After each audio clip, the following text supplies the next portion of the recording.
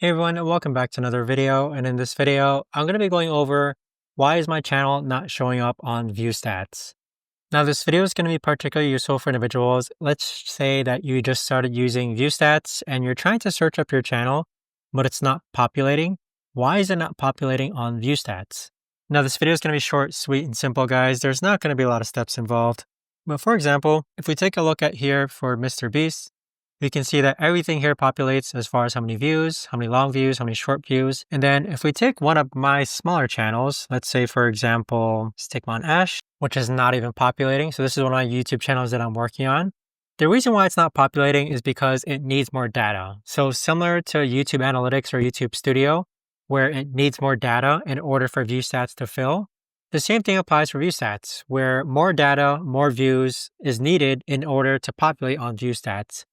So more than likely, the reason why your channel is not appearing on Viewstats is because it's not large enough or it's not getting enough views per month. But there you have it, guys. That right there is the best and easiest way that I know of to actually go ahead and explain why is my channel not appearing on Viewstats.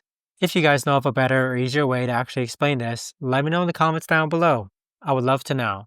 Thanks so much for watching, everyone, and I'll see you guys all in the next video.